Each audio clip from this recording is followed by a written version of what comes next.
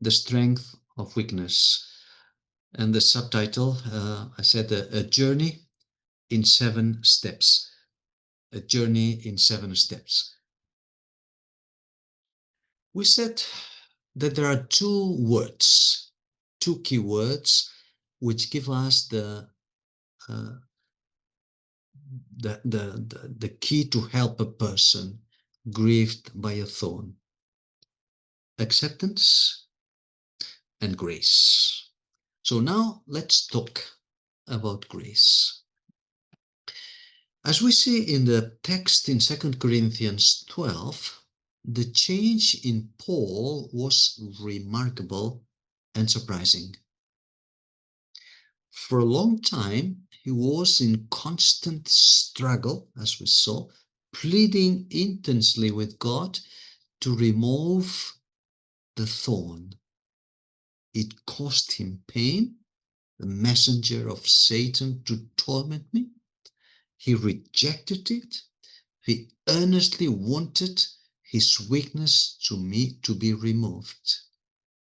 Then he suddenly affirms with complete conviction, I will boast all the more gladly about my weaknesses.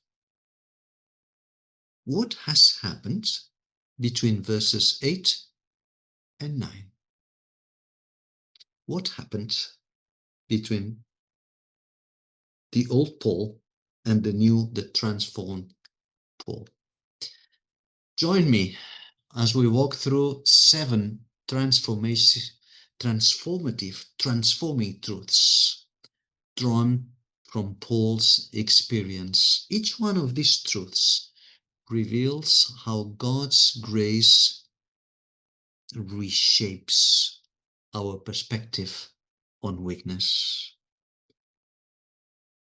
We will divide these 7 steps in the journey in 2 parts. The first part, God's answer. God's answer. And in God's answer, we find the 3 first steps. First of all, first step, first sentence, verse 9. But he, the Lord, said to me. The Lord said to me. In this sentence, we find the key that transformed the apostle so profoundly that he was able to exclaim, for when I am weak, then I am strong. Notice that between verses 8 and 10, there is a sentence, apparently a minor sentence, insignificant, that contains, as I suggested, nothing less than the secret of this profound change. But the Lord said to me. But the Lord said to me, listening to God's fresh voice speaking to you.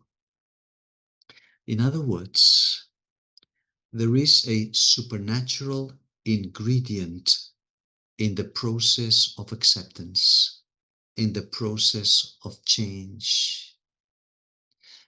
There is an ingredient that depends on faith and is not obtained by any other technical means. No psychotherapy, no medicine, no human technique. This is a supernatural experience. There is a supernatural power that transforms weaknesses into strengths. It was not by his own efforts that Paul was able to transform weakness into strength, but only through a personal encounter with God. It was a spiritual experience performed by the grace of God.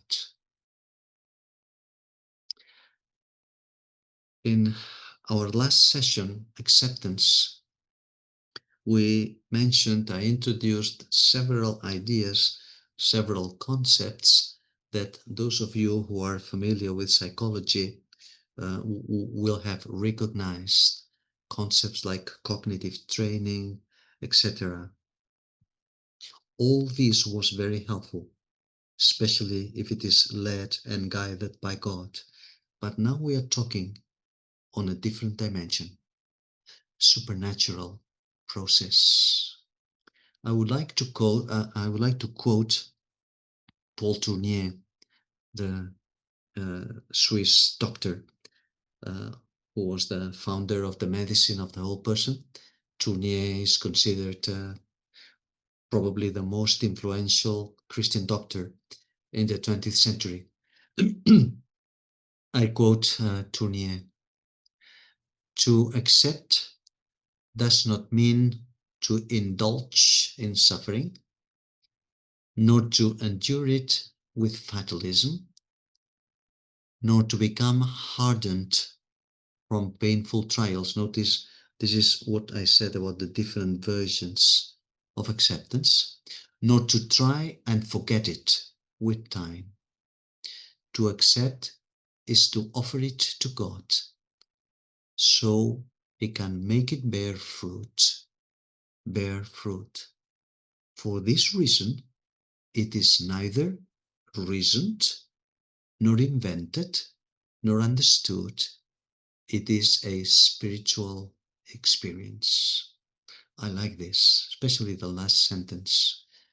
Acceptance is neither reasoned, nor invented, nor understood. Psychology is not enough. Medicine is not enough. It's good, it's necessary, but it's not enough. Ultimately, it is a spiritual experience. So the first step, the Lord said to me, any profound change, any transformation from weakness into strength starts here. Listening to God's voice, an encounter with Him, a spiritual experience. If we don't have that spiritual experience, we will continue struggling only with human resources, and the results will be more limited. Second sentence, second step: my grace is sufficient for you, for my power is made perfect in weakness. My grace is sufficient for you, for my power is made perfect in weakness. Verse 9. As we said several times, Paul asked the Lord to remove the thorn from him. God did not take it away at all. Said no. He answered in an utterly different way from his desire, from Paul's desire. The answer to his fervent prayer is not liberation, but provision. The answer, God's answer to his prayer, is not liberation, I will get rid of your thorn, but provision. I will not get rid of it, I will give you something. The provision of what is necessary in order to live with joy in the midst of his chronic suffering. Remember what we said in response to the question about how it affected from the perspective of God's kingdom, joy, so that he continued to live with joy in the midst of his chronic suffering. God does not take away, but gives. God does not take away the thorn, but gives something, grace. We must emphasize this principle because it is fundamental for understanding how God sees our thorn. For you and me, for us, the solution consists in eliminating, getting rid of the problem. God's vision, however, is very different. For God, what is most important is not to remove the weakness, but rather the abundant provision of His resources that make us strong in our weakness. I will repeat that because it's also an important idea.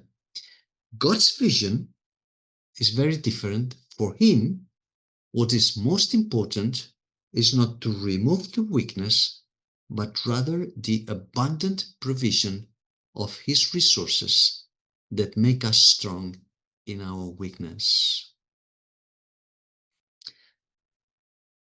We are stepping Holy Land. We are reaching the climax of our topic. Let me share again from my own personal experience. In my long struggle with my glaucoma, I had to understand, I had the privilege to understand that when God says no, it does not mean not at all, but it means not the way you want it. Not the way you want it. My way, not your plans, but my plans. When God says no, it does not mean not at all, but it means not the way you want it. As we read in that beautiful text in Jeremiah 29, verse 11, I know the plans that I have for you, plans of peace and not of war. For you, I have plans of peace for you.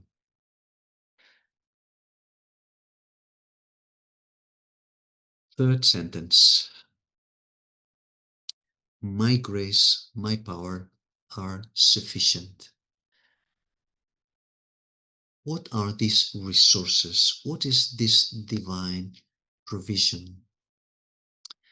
Notice that Paul mentions two words, the resources for accepting the power, the thorn, grace and power. Grace and power. Actually, power is the result of grace. You remember the steps? Acceptance is impossible without grace. Grace leads to power. So strength ultimately is the result, the end of the road of acceptance and grace together. This is the backbone of our topic. Acceptance is complete with grace, and grace leads to power. As we say, grace and power are intimately related because power or strength is the result of grace. Now, before we consider them, we must notice the emphasis of the text on the divine origin of both resources. What in English appears as a simple possessive adjective, my power, my grace, in the original, in Greek, is in the genitive.